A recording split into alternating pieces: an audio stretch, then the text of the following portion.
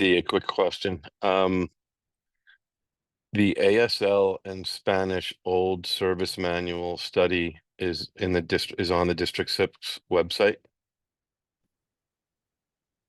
The one we did for the District 6 website it's under recordings, but the ASL and Spanish is not. We did that on the side as a DCM. I can pull that stuff up for you to send to you. Okay. All right. Okay. Thanks.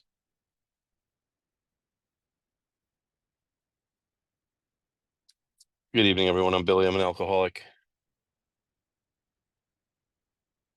Welcome to Monday night. So a couple of questions that I received. We'll open with the serenity prayer. God, grant me the serenity to accept the things I cannot change, the courage to change the things I can, the wisdom to know the difference. Which I said about 50 times at the Yankee game at Yankee Stadium Friday night to no avail. I guess I needed a lot of acceptance in my life. That's what was on the plate. Anyway, I have received a couple of questions lately from Spanish speaking and deaf, which obviously anyone knows me knows that I am committed, because it's just unbelievable the resources that are not available to those communities. So a long time ago, maybe towards the end of COVID, coming out of COVID, I don't know when it was, but we did a Monday night workshop where we had a Spanish interpreter when we could, and we also had a professional ASL interpreter, someone who is paid, who's a professional, and so their video and their face can be shown, and it is segregated, just them. Recently, a YouTube link was created by someone to be better than a Google Drive link. I will find a way, Dee and I, to get the information over to Roger, and because I get so many questions about the deaf and deaf wanting to participate in service, and it is super hard to find anything in ASL around the traditions or the concepts or the service manual. So just stay tuned. In the next week or two, we'll announce where that could really be found, because it's super important. So tonight we are on the introduction to the service manual, which inside the service manual, it says AA's legacy of service. But before we get there, I just want to go over a couple of things that obviously I'm not going to argue about. Oh, you know what? Another announcement. Sorry. Before I even get to that, another announcement, because I know that inside there are a lot of Bobbie B fans that I run into all over. Bobbie B was the national secretary in the early days of the office. Super instrumental in the office. If you don't know about her, just Google Bobbie B, Alcoholics Anonymous. There's also a book that came out last year called The Fantastic Communicator. Bobbie B, for whatever reason, I wasn't there, was kind of written out of our history. I was really glad at the International to be in the archives room and to be at a section and to see they had a section about Bobbie B and her. If you want to know how influential she was, the Christmas and New Year's letters that went out from Bill and Lois every year would be signed "Love, Bill, Lois, and Bobbie." Like, during the years Bill was maybe having a hard time, Bobbie kept that office running. I don't know if it's an alcoholic exaggeration, but let's just say that, like some of us, she might have suffered from workaholism, you know, or when it has anything to do with AA, even though she was a paid employee, God knows some of us, we just keep going and we don't know how to say no. But Bobbie worked 12, 14, 16 hours a day. If you were to read the history book from Australia, you can go on Australia General Service website and order their history book. Without Bobbie, there's no AA in Australia. Without Bobbie, there's no AA in a lot of countries. GSO did not have a listed number at that time. After the Saturday Evening Post article, so many letters came in. Bobbie answered all of them. I can tell you personally, when I was in New Zealand last October, a man showed me the original letter that Bobbie wrote to the guy in New Zealand who wrote out for help, who then became member number 1 in New Zealand. Um, Unfortunately, her workaholism and everything else, she had a breakdown. She wound up drinking. She wound up tragically taking her own life. But none of that undoes the year after year after year of work that she did as a special worker for us. Maybe back then everybody was a little worried. They didn't want somebody to know that the national secretary drank and had a breakdown and later on took her life. I think all of us are, you know, we live in a much more compassionate day and age. And, but the reason I'm saying all this is because there was a discovery in the last 2 weeks. The cemetery in Brooklyn where Bobbie's ashes are were discovered. There are talks now between some AA members and her surviving grandchildren or great grandchildren about properly getting her a headstone. No special celebration, no different than Bill or Bob's, just their name and the date they were alive and the date they died. But for anyone who is a Bobbie fanatic, because there are a lot out there, maybe because she was forgotten for so long, I just wanted to let you know that a lot of work has been going on with a couple of people to really look and search for her. So that being said, let's start out with tonight, which is what I have to say before we get to the even opening page of the forward, which is AA's legacy of service.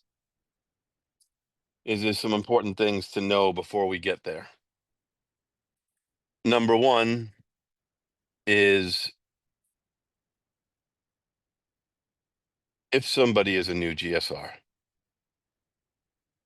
I'm not saying they have to be done with all 12 steps. Maybe they're still on their 9th step amends list. I don't know. I'm not their sponsor. What I do know is how unfair it would be to ask someone to serve in general service before they have gotten themselves a foundation in recovery and that side of the triangle, and that their life is stable and that they don't get distracted by something else, because I'm sure, as a lot of us know here, it is easy to get distracted by other things in Alcoholics Anonymous, never mind life. And a newcomer's life is at stake. So I want to say that. I'll get more about who should be a GSR when we get to GSR next week. But then let's talk about just leading into getting into the service manual. And if you are new to service, or bringing people who are new through this, who are new to service, because I hope that a lot of you are going to take people through the service manual. I don't want to argue the dates. June 10th, 1935 is our birthday. April of 1939, the first edition of the Big Book is published.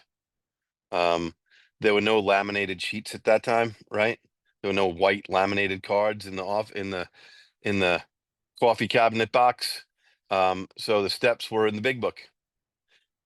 I don't know when all 12 were officially, absolutely adopted and written, and they all agreed on them. But let's just say somewhere between 1936, 37, 38, 39, they get that book ready to be published. And those 12 steps became the foundation of Alcoholics Anonymous, for sure. And those steps, AA has given permission to other fellowships to use them. And they're the foundation for recovery in many 12-step fellowships. That's just a fact. And we can't, there was nothing else at the time. There was that book and the steps. The traditions, first appeared in the grapevine in 1946. But what I want to tell you is Bill W. didn't write a connection between step 1 and tradition 1, or step 6 and tradition 6. Now, there's probably people here who are way more talented than me. And if you are doing a presentation and weaving together the spiritual webs or connection between step 1, tradition 1, have at it. I would just ask that if I or anybody else does that, that we share with people that that's our own interpretation, that that is not AA history, that's not how it was written. And the reason it's important that I talk about 1946 and the traditions appearing is that it's so important to let the person who you're going to take through the service manual know that as powerful as the steps are, between 1939, when we published that book, and 1946, when the traditions came out, we were almost successful at burning AA down to the ground. Like, since the beginning of time, whatever that is for you, I'm not debating anyone else's beliefs about the world. I don't care if you think the earth is round, flat. I don't care who your God is. I don't care how old you think the earth is. I don't care what calendar you use. Based on all the calendars I can make myself available to, I think we can all agree that for thousands of years, there was lots of alcoholics and no AA. And then all of a sudden in 1937, I'm sorry, in 1939, that book is published. Between that book being published and a short 7 years later in 1946, we did everything we could to burn AA down to the ground, all having to do with money, property, prestige, ego. And when you think about how powerful the steps are, it's amazing to think then how powerful alcoholism is. No, I'm not doubting for a second that God is more powerful. I believe that in my heart. But we are a class of people that my book tells me that money, power, and prestige and ego can divert us from being connected to our God or our higher power. And that when we lose that connection, all bets are off. And that's what happened in AA in the first 7 years after the big book was published. Lots of crazy ideas, lots of rules, so many rules. How many times you were allowed to slip, when you could be permanently banned from a group, all kinds of things. And so when you think about that, how powerful the steps are, but yet without the traditions, we would not be here today. This would have left a long time ago. And the reason I say that tonight is because the number one question you have to ask a person you're taking through the service manual before you do it is, where are you in the steps with your sponsor? Even do you have a sponsor that you're in regular contact with? Do you have a home group? And have you been through the traditions? Because you could read this early part of the service manual before we get to the concepts, but without knowing the traditions, it's so hard to make sense of any of the rest of this. The traditions are weaved, we talk about the concepts, but the concepts didn't get published until 1961. The traditions published in 1946, the conference charter, in 1955, 6 years before the concepts even existed, before anyone even knew to put the word concept before the number 12 and say concept 12, before there was a concept 12, there was Article 12 of the conference charter. If you look at Article 12 of the conference charter, it is concept 12. And one of the fascinating things about that concept and concept 12, which is the 6 warranties, how important is tradition 10? It became warranty 5 in Article 12. of the conference charter. Like, not being personally punitive, but we could debate that about what tradition that falls in. But what about the second part of that? That the conference should never do anything to incite a public controversy? That's all about tradition 10. So these things happened historically, but when Bill wrote the 12 concepts, again, he did not go back and weave it together with step 1, tradition 1, concept 1. All of these spiritual principles run vertically, not horizontally. Now, I just used a very interesting word, principles. The best I can do of reading as much AA literature as I can read is there are, in fact, 36 spiritual principles. The 12 steps, the 12 traditions, and the 12 concepts. Those are the principles. Now, I go to enough AA events. I'm not immune. I wander into the drunk junk store. I see what the latest jewelry out is, latest wristband. My current one is Pause, right? It's a perfect one. I love this wristband. It's so effective in so many different situations, right? But I want to see the latest leather big book cover. I want to see the latest thing to carry, like a notebook upside down briefcase, your big book and your 12 and 12 and your service manual together. I get it. I get drawn into those places myself. But sometimes people see things in there that they mistake for our literature.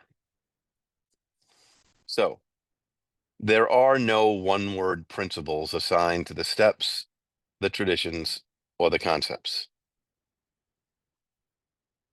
I kind of think about an old school speaker named Father Martin. I got to hear him once in person. It seems a lot of people who went through rehab at a particular time saw a video of his called Chalk Talk.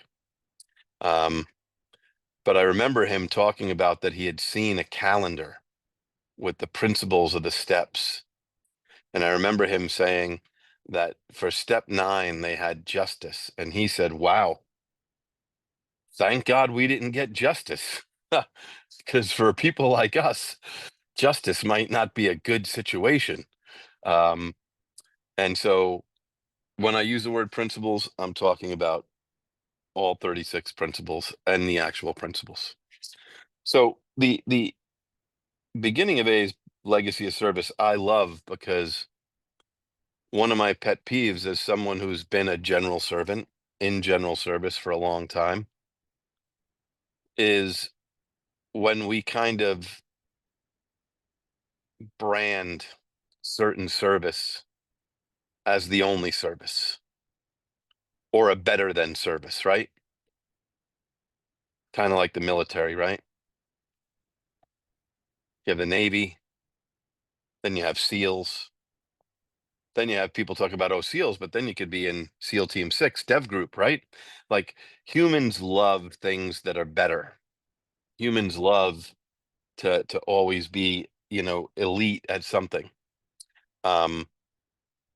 Sometimes I get a little worried when I hear people ask somebody, are you in service? Because sometimes what they're implying is, are you in general service? And I think that's so disrespectful. The third side of our triangle is not general service. It's service. Everybody needs the 3 legacies in their life. Everybody needs unity, recovery, and service. Now, we've applied the 12 steps, the 12 traditions, and the 12 concepts to each side of that triangle. But we don't only mean general service. It sounds so elite to me, because there are so many great members who support general service who might not want to be a GSR. That might not be their thing. I know people who are great in general service who don't want to be a corrections volunteer. I did hear a newcomer say, not a newcomer, sorry, an old timer say something this morning at a meeting that I thought was very interesting. He said, when you really think about Alcoholics Anonymous as an organization, if you really want to like just give your head a headache and you're talking about how great we are, how awesome we are, he's like, have you ever thought about that we're the only organization in the world that goes to mental hospitals and prisons to find new members? Like, no other organizations, they don't list, we need new members. We're going to go down to the psychiatric center and the local prison. Um, we're a odd, different organization for sure. We meet people where they are. Park Row, Park Bench, Park Place, Yale, prison, doesn't matter. But I love what Bill writes here because he starts off by saying, our 12th step, carrying the message, is the basic service that the AA fellowship gives. This is our principal aim and the main reason for our existence. That's the main reason for AA's existence, the 12th step. And then he goes on to say, therefore, AA is more than a set of principles. So we're not just the literature. We're not just the steps. He says it's a society of alcoholics in action. We must carry the message, else ourselves we can wither, and those who haven't been given the truth may die. I love that he writes it there, much like the best definition of sponsorship is at the end of Concept 9, when he tells us that somebody's life is in our hands, that kind of leadership. What does he say here? He doesn't mix words. He says, we ourselves can wither, and those who haven't been given the truth may die. Not told cafeteria plan AA, not told to take what you want and leave the rest. Take what you want and leave the rest is great if you're hearing a lot of nonsense, but it does not apply to the program of action in the big book. Nowhere does it say, take some of this and leave the rest. And then he goes on to say, probably the most important thing. Hence, an AA service is anything whatever that helps us to reach a fellow sufferer, ranging all the way from the 12th step itself to a 10-cent phone call and a cup of coffee, and to AA's General Service Office for national and international action. The sum total of all of these services is our third legacy of service. So Bill is telling us right there, it's the total of all those things that make up that side of the triangle. General service is just one piece of that side of the triangle. So then he goes on to say, down a little, he says, concerning any service given, we therefore pose but one question. Is this service really needed? If it is, then maintain it we must, or fail in our mission to those who need and seek AA. But Don P used to always say that's the greatest question you can ask at a district meeting, at an assembly, at a home group business meeting, at an intergroup steering committee meeting, is this service really needed? Is it helping us carry out our primary purpose? And then he goes on to say the most vital yet least understood group of services that AA has are those that enable us to function as a whole, namely the General Service Office, AA World Services, Inc., AA Grapevine, and our Board of Trustees. Our worldwide unity and much of our growth since early times are directly traceable to this cluster of life-giving activities. So when you think about all those letters that came into Bobbie, they didn't go somewhere else. Sure, groups did their job, but what about what there was no group? Australia, New Zealand, whole bunch of other countries, whole bunch of places in the United States that she was writing to. And he goes on to talk about, this meant we had to form a conference representing our membership, which could meet yearly with our Board of Trustees in New York, and thus assume direct responsibility for the guardianship of AA tradition and the direction of our principal service affairs. Otherwise, a virtually unknown Board of Trustees and our too little understood service headquarters operations would someday be bound to collapse, meaning that if they're not connected to the groups, they're eventually going to wither away. That's how important this conference is.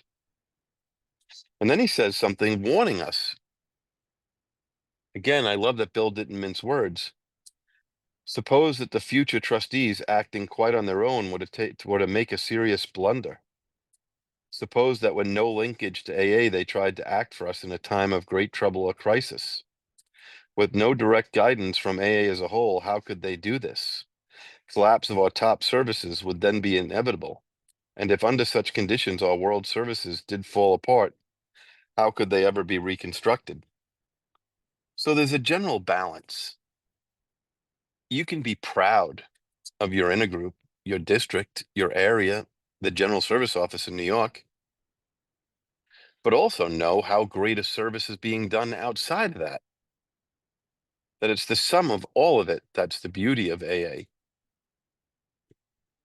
If you go to the next page, it then goes, Welcome to General Service. And it starts by saying, today there are approximately 2 million members of Alcoholics Anonymous, represented in 125,000 groups spread across approximately 180 countries. More than 40 million copies of our basic text, Alcoholics Anonymous, have been distributed in over 70 languages. Indeed, AA has come a long way since the May Day in 1935, when our co-founders, Dr. Bob and Bill W., met for the very first time. And I don't know who was in Vancouver, but one of the things that really interested me, I don't know if it was the 43rd million or whatever book it was, but on Sunday at the International Convention, they always give the last millionth copy to somebody or organization. In Atlanta, it was the religious order that Sister Ignatius belonged to. A big book was presented to her for all she did for AA. This time in Vancouver, it was interesting. They gave it to the Dorchester Correctional Facility in Canada, which is the longest running prison group in all of Canada, 75 years. And it was interesting because at the corrections workshop before that Sunday meeting, the prisoners from that group had made a big banner in their art room, and they showed it. It was amazing. AA for 75 years in that correctional facility. It goes on a couple of paragraphs down to say, Bill came up with a bold solution.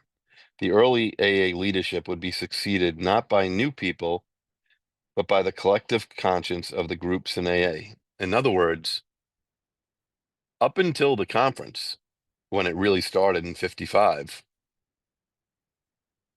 the decisions of AA were made by the successor trustees. And the trustees picked their own successors at that time. And he says right here,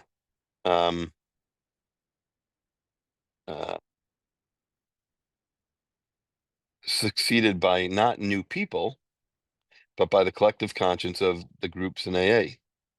Bill proposed to create a service structure to facilitate 12-step work across the country and around the world.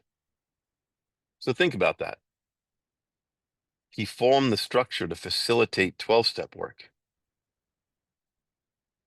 How many district meetings or assemblies or the General Service Conference or your area or intergroup, are you living up to that to facilitate 12-step work around the world in your section of the world? That's the only purpose of our service entities. The structure would bring to bear the collective conscience of the groups on matters affecting AA as a whole. At the heart of this structure would be the AA groups themselves, providing both the conscience and financial support for AA services throughout the fellowship. It would be a structure to take the place of a government in AA, ensuring that the full voice of AA would be heard. Today, we call the service structure that developed from Bill's plan the General Service Conference structure, or simply General Service. The General Service Conference structure is Bill's plan to facilitate 12-step work. That's what it's all about. If you go on the next page, it talks about how is our services organized. And it says the typical structure of many organizations in the world today can be visualized in a triangle. The triangle narrows to a point at the top where very few people hold final authority over everyone else in the organization. They decide what it will and will not do. The rest of the triangle, the broad foundation upon which the organization rests, often has little or no say. And a lot of the places a lot of us work, things are like that. General service in AA flips this triangle on its head. The top of the triangle is now on the bottom, and the bottom is now on top. Final authority now resides in the foundation of the triangle. In general service, that means the groups of AA. This type of organization is often referred to as an upside down triangle. The chart below illustrates this idea. In this structure, the groups have final authority. So it's groups, GSRs, districts, area assemblies, the General Service Conference, and then the General Service Board and AAWS and AA Grapevine and the employees under that who work for those corporations. It's interesting. I spend a lot of time. I did spend a lot of time in airports in my career. I'm trying to spend less, but there's always in every airport bookstore or even in some of the, convenience stores, there's always a book rack and there's always the newest business book rack. There's always the latest in business. And one day I was going through and what to my magic, eyes appear but some new philosophy called the upside down triangle in business. And I was like, holy shit. Like, this is very interesting that this is now, but even inside upside down triangles or right side up triangles organizations, the world has learned that it's only through collaborative leadership that you can really lead an organization. Being the number one at the top, first of all, it's super lonely. I am the chair of the board of a large nonprofit. Being chair is like sometimes it's a great honor, other times it's a punishment. Everybody always wants something from you. Everybody always wants to complain. Everybody accuses you of how come you didn't just make the decision? Why'd you waste our time with this? Then when you do make the decision, they're like, we can't believe you made this decision without talking to us. It's a very lonely place to be at the top of a triangle. And that's why most leaders, in the last 20 years have learned that it's only through collaboration. You might look like you're at the top, but it's only towards getting people to come and collaborate and agree on things that you can really, do effective work. But in AA, we always have to ask, is our triangle upside down? And in every level of service, the group, there are plenty of groups where the triangle is not upside down. There are groups where one or two or three people are making all the decisions. That's just as bad as in general service. There are districts and areas and intergroups that sometimes appear like that. Even sometimes our own conference and our own board, sometimes the triangle tilts a little in either direction. And we have to watch out for that. And believe me, when we talk about the boards, as someone who served as a Class B trustee, as someone who served on AA World Services Board for 8 years, as someone who's been the chair of the AA World Services Board twice, I'm well aware of how much responsibility falls to those people.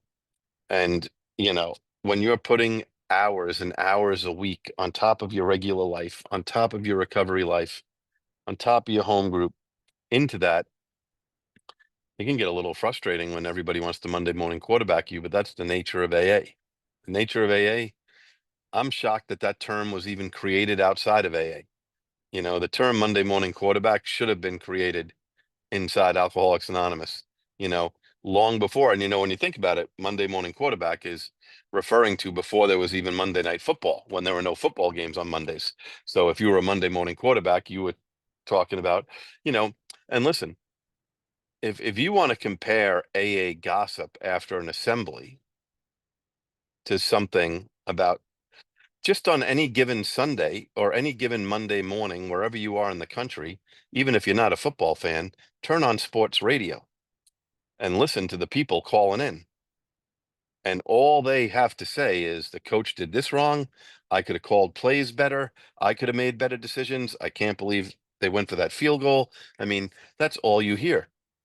I mean, and there's certain towns where I'm like, I used to love to travel for work because if you're in a place like Dallas on a Monday and the Cowboys lost, sports radio is like gold. I mean, it is gold. Um, but that's how it feels sometimes when you're in a leadership position in Alcoholics Anonymous. Like you leave the assembly or the district or even your group and you think you did a half decent job of chairing the meeting. And then by Tuesday, you start to get the gossip or the emails or the text messages or the WhatsApp groups. I mean, that's why I'm the first one to talk about we have to have great respect for the people who step into leadership positions and are willing to take this on. If you turn the page, what it really does is go on to talk about the group, the district, and the area. And then the delegate and the conference. And when we get to the group, the district, and the area, I'm going to really stress concept 4 because that's what it's all about. You know, when you look at the General Service Conference, they maintain a decent ratio, meaning that over 2/3 of the voting members are area delegates. Of the 135 to 137 total voters, depending on the year, over 66%, 0.6, over 2/3 are area delegates representing groups. That's what concept 4 is talking about in relation to their responsibility. And then the trustees have the next size voting power, and then the staff, and then the directors. And there's good pictures in the new service manual that use colors to look at a picture, but I would ask anyone to take a good look at their district or their assembly. Are you living up to the same commitment the General Service Conference is living up to? I hear people complain about the General Service Board and the conference all the time. But the one thing I know about them is that they live up to the groups being in charge per concept 4. They have over 2/3. In many area assemblies I go to now, we've created so many new positions, so many voting positions at the area level, that sometimes the GSRs are not the biggest voting group. And that is how it's supposed to be. When people ask me, is there a solution to this? There is. Of course there is. People say, oh, groups aren't showing up. Well, does that mean you should still have voting at a proportion? I want to give a big shout out. I don't know if there's anyone here from there now. Sometimes there is. But Australia wrestled with this for years at the level of their General Service Conference. I personally myself had no idea how large Australia was until I really went there. I thought it was like a country like Rhode Island, you know? Australia is a continent. Australia is like the United States floating in the middle of an ocean. That's what it is. It's huge. Australia has some areas that sometimes are not represented by any delegate. And what this did at their conference is it messed with the upside down triangle and the voting representation. And it was a bone of contention for many years. And I salute the Australia General Service Conference and their board for finding some resolution to this, of finding a way of, oh, maybe a couple of people don't need to vote this year. Maybe we take turns. If you're really interested in Australia's solution, send me an email and I'll put you in contact with somebody who can get you the actual written information. But what I'm saying is any area could do this. People say, well, how could they do it? I'll give you a simple way. If you total up all the voters and the non-GSRs, meaning the DCMs, the area committee chairs, and the officers, meaning the GSRs don't have 2/3, well, figure out the math of what 2/3 would be. Figure out the math of what another 1/3 would be. Put all those people's names in a hat and pull them out one at a time and say, these people get to vote at this assembly. It's an easy solution. Now, some people say, well, but I'm an area officer, so that my authority doesn't match my job and I don't have, but you know what? If you do it fair, I can tell you this, just in case, because people are always saying, if I say something, they say, oh, he didn't give any examples, so that's not true. So I'll give another example just so you know how important the ratio is. The elections for regional trustee at the General Service Conference. The elections for regional trustee have to have an equal number of area delegates from that region. So every region, every delegate in that region gets a vote. And then an equal number of delegates from the Conference Committee on Trustees and the Trustees Nominating Committee.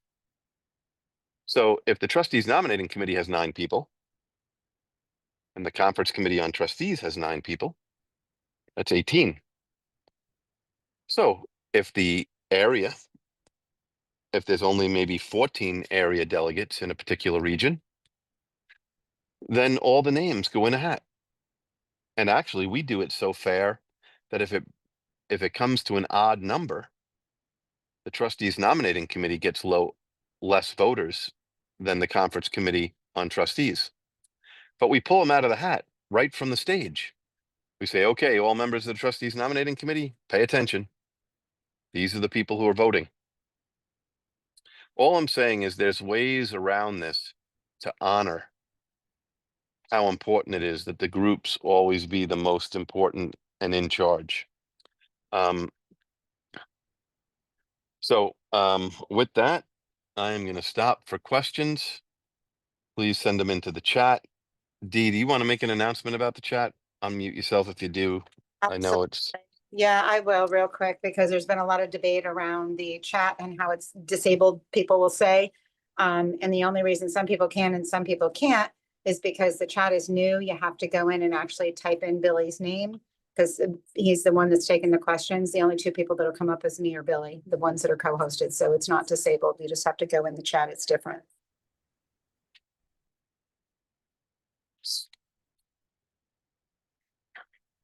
So I'll give a minute for any questions to come in.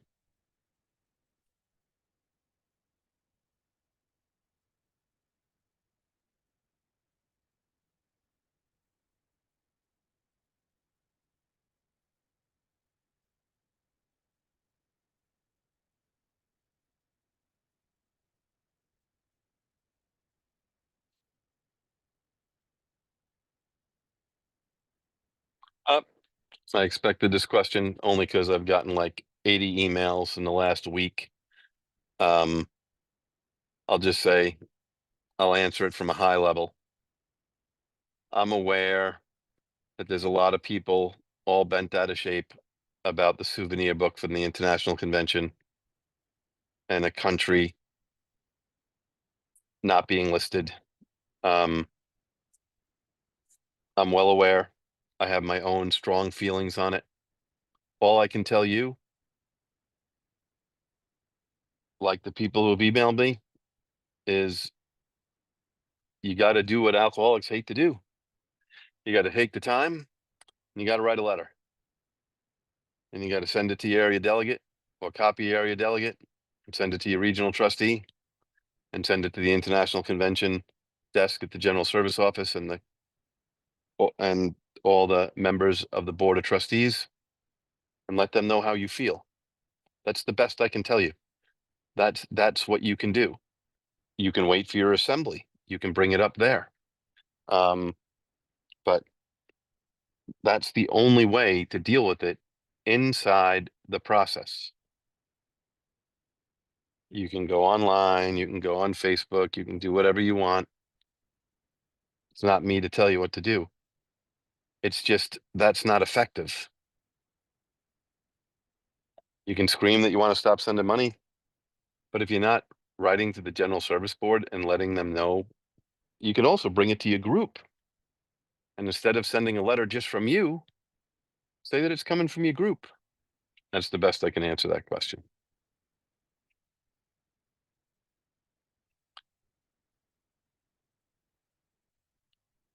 Do you know why the circle triangle symbol we used was not an inverted triangle? Any info? Just curious. Well, first of all, it was created, it was started to be, even though it only appears in the second edition Big Book and then disappears in the fourth edition, it was still in the third. And by the way, a big shout out. I am a big fan of the other lunatics who have a rubber stamp of the circle and triangle and stamp it where it used to be in the Big Book. I love that. I think that's awesome. There's a lot of confusion around us not using the circle and triangle. We just don't enforce our copyright. But if you read the service piece from GSO on the circle and triangle, we never told AA groups or anybody else they couldn't use it. We never did. If they wanted to use it, so be it. We just didn't use it as a trademark of ours. It's not a symbol anymore. We still own that trademark, but we don't use it. It was, however, used in AA before the second edition was published. I just want to be very clear on that. Probably before there was a general service structure, but the circle and triangle was an old spiritual symbol that was used by many organizations throughout the world. So that's why they used the right side up triangle. Often, if there's any hikers here or anybody who's really into nature and spends a lot of time outside, a lot of times you can be somewhere and you'll come across a geographical I forget the name of the government organization, but the National Geographic, whatever. There'll be a thing in the ground that's a certain spot that's marked and it'll have the circle and triangle. We were not the only ones who used it.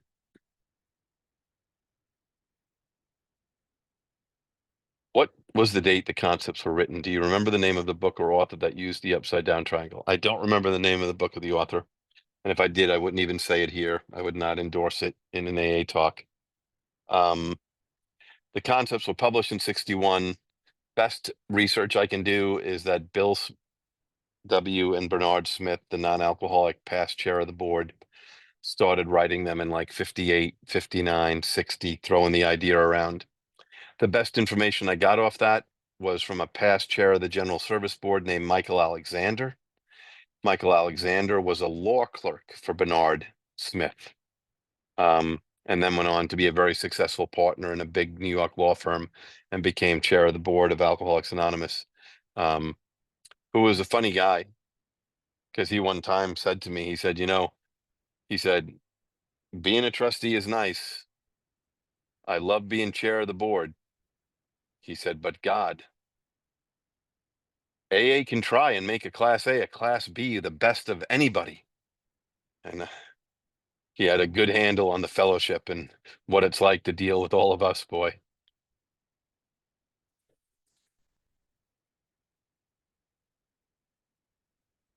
Is that the same with outside facts expressed within the Indigenous People pamphlet? That's a really excellent question. I have read the draft of that pamphlet. I do not have it right in front of me now. The way I read it, I should say this. I'm not a person who believes in censoring people's stories, written or spoken. However, if I'm the chair of the meeting, I get to speak and I get to select who speaks. I'm going to make sure that I've heard you speak before. I'm not going to go up to the podium and say, oh, I never heard this person's story and I don't have a speaker tonight, so this is a good way to get to know him. No, that's not going to happen. You want to get to know an alcoholic? Have coffee with them. There's a brilliant idea. Have coffee. It is not a suggested way to get to know somebody of just letting them speak for the first time when you never heard them. So, if inside your story, written or verbal, there are certain things in the world that have influenced your life, you have every right to talk about it. That's my belief. Now, if your AA talk is all about that and not about recovery from alcoholism, again, I'm not going to choose you to speak. But if you're going to tell me that certain outside factors influenced and impacted your life positively or negatively, I'm going to be respectful that you have a right to talk about that in your story, in the context of your individual alcoholic story. So, what don't I like about that pamphlet that I guess a lot of other people don't like? I'm aware of some of the barbaric things that happen to indigenous people in the country that I live in and in other countries. I'm aware of words like colonialization and all kinds of words. And if they were in a person's story, I would probably give it a lot more latitude. But for in the non-story section of that pamphlet, for AA to start taking opinions on outside issues is wrong to me. They don't belong there. The part that's just about AA and not about individual stories should just be about recovery from alcoholism. And then we let our members tell their stories, which are unique and not all the same. So I I think, like the old safety card that they had to remove outside issues from, I think they just reappeared in the new indigenous pamphlet. And I am the largest supporter of any people that are trying to get sober, especially people that are marginalized and communities that are marginalized and places where there are either real or artificial walls that are a barrier to alcoholics getting better. I want all of those walls down. I just don't think AA, per Warranty 5, should do anything to incite any public controversy. And again, if you're bothered by that, please write your delegate and the General Service Office. Have your group send a letter.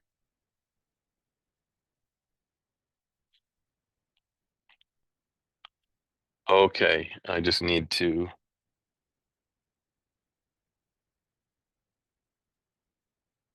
hold on one second.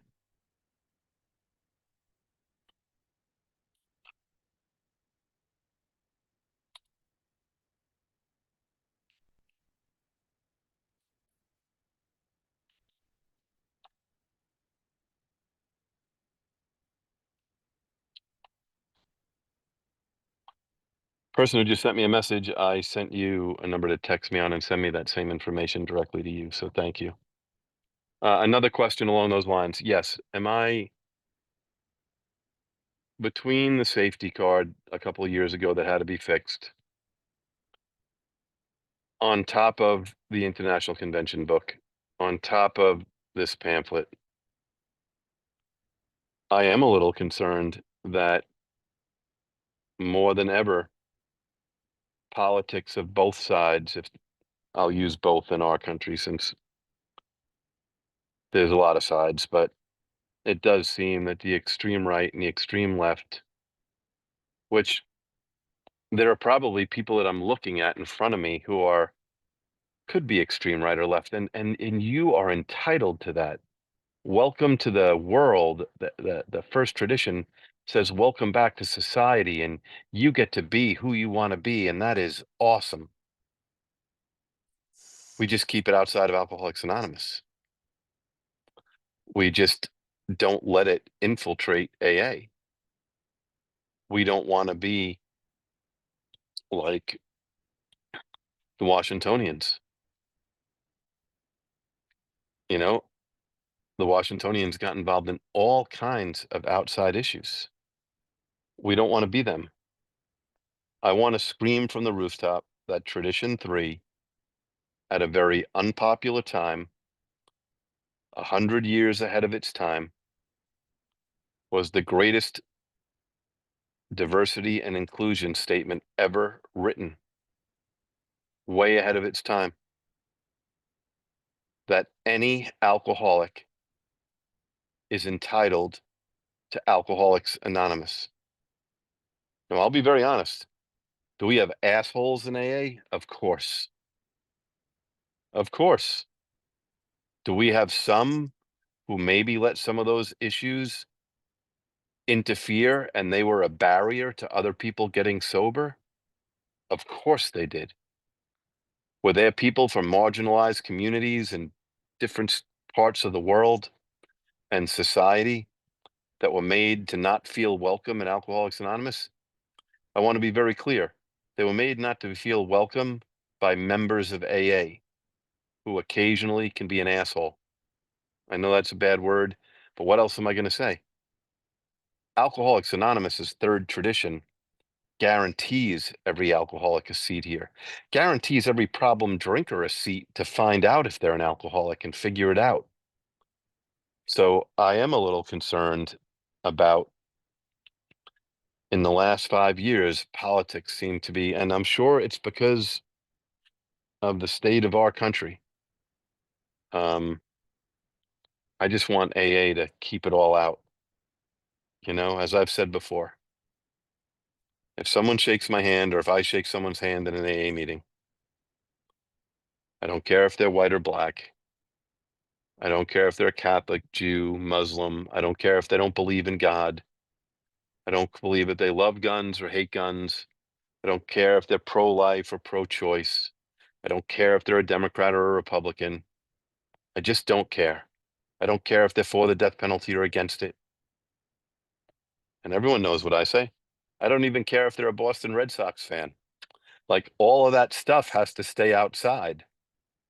Like, my only job is to welcome them to what possibly could be the greatest day for the rest of their life. So, I see somebody has their hand up. Please send in a chat message. Please send in a message to me or Dee. If you send it to Dee, she'll forward it to me.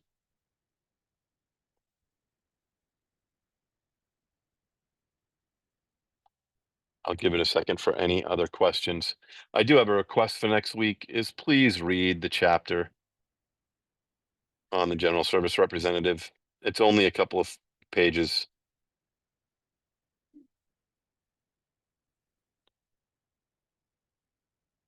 Somebody just sent me a question, which is a good one. Sometimes I feel like the group is so disconnected to AA as a whole. I would be curious. I just want to know which group you mean.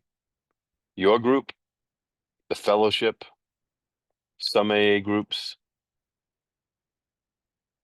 Whoever just sent that question and could just follow up on that and help me out there.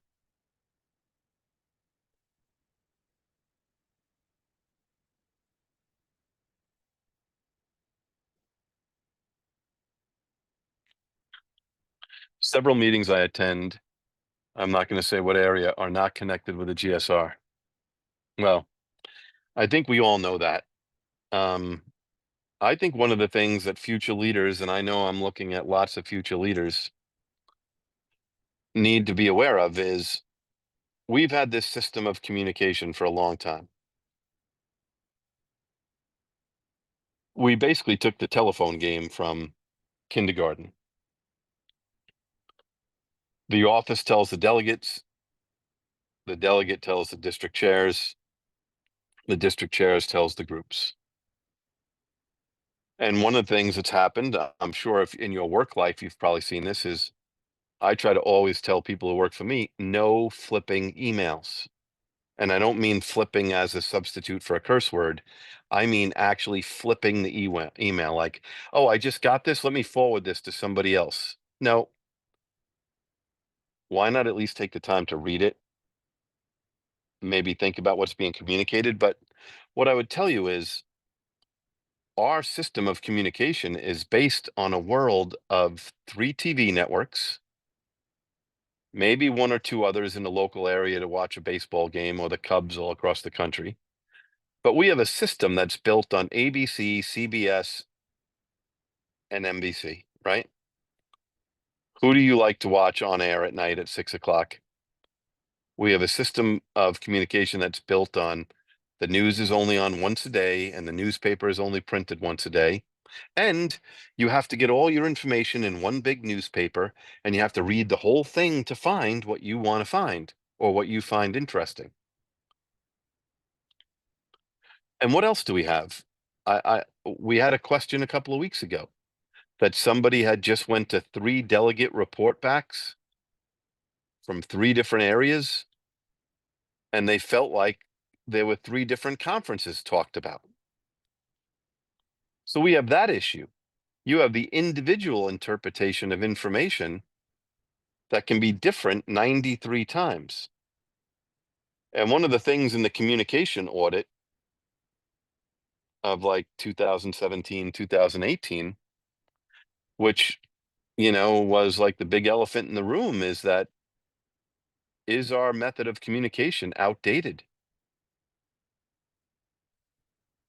Does everything need to go through a delegate to a DCM to a GSR? Let's face it, most of that was created based on mailing prices. So I'm going to give you a little tutorial, which I don't like to give, about how old I am or my age, because I am convinced I'm still 25 years old when I go into Dunkin' Donuts and order a large Dunkin' Donuts coffee. Like, I have no idea how old I am, right? I'm definitely not the age I am, but I'm going to take you back chronologically. Like, until 15 years or 17 years into my sobriety, did long distance phone calls not become on the area budget? Like for area servants that needed to make long distance phone calls. Like it's only really been since about 2010 that the world has had unlimited, even the first cell phones had long distance calls. But the biggest part of an area budget for a long time was mail. And every area wanted to have a bulk mailing permit. And every area had to send people to school at the post office to become certified in bulk mailing specialty. Um, Bulk mailing was a big deal.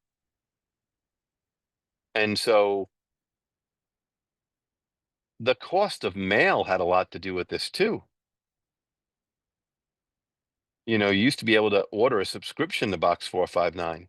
If you were a GSR, you got one, but you could order 5 extras and pay for it. But now we use email and we use some hard copy. But the old complaint that people in low economic conditions don't use email really no longer applies. In some places it does. In some parts of the country, there is no high-speed internet. And high-speed internet is, you know, something that you really need to really be electronic. But I would tell you that a lot of our communication method was built around the cost of bulk mailing. And so for certain things that get sent out from GSO these days, I'm a new thinker. I don't understand why it has to go only to the delegate. If a DCM and an area chair and a GSR have registered with GSO and are on the mailing list, why can't they get it at the same time? And if you've been a delegate or in service in the last 10 or 15 years, you know the headache. You get something from GSO, you don't get to your email till 2 days later. You're like biggest pain in the ass GSR. He got something from another person whose delegate sent it out quicker than you. and then they're emailing you asking why they don't know about it, but their friends in Kansas do know about it. We have all these issues we never had before. And all I'm saying is, the person who asked that question, maybe we're communicating in a way that's not friendly to how people get information today. I recently saw a governor, doesn't matter what state, doesn't matter what party, but he went in to buy a pizza and he was filmed paying for this pizza in this pizza parlor. And the guy who gave him the pizza said to this governor, "Hey, I really want to thank you for how you're communicating because my daughter really appreciates it. And she's 17 years old." And the governor said to the guy, "I realized like a year ago, like, I may not like it, but that doesn't matter. But like, I can reach a whole bunch of people that I serve on TikTok. I can reach a whole bunch of people I serve on this social media platform." Now, I'm not saying AA should do TikTok or anything like that. I'm just saying that our communication method is way outdated. And to the person who asked this question, I think that that's an important thing to think about. Okay, I got another thing. I find connection to AA as a whole by using the news section of the meeting guide app way more than my local meeting GSR at my meeting. That does not surprise me one bit. That does not surprise me one bit. Like, that meeting guide app could be used for so much more. Why isn't box 459 on the meeting guide? I don't understand it. If we're looking for a new Class A trustee, why isn't it on the meeting guide app? Like, that's what I'm talking about. And you're all future leaders or current leaders of AA. And I hope that, change comes slow to AA, but hopefully we can get that. Is the March 3rd workshop going to be available? I think so. All the past are going to be available. Thank you. All right. Please read the GSR section. I'm going to close with the responsibility statement. I am responsible when anyone anywhere reaches out for help. I want the hand of AA always to be there.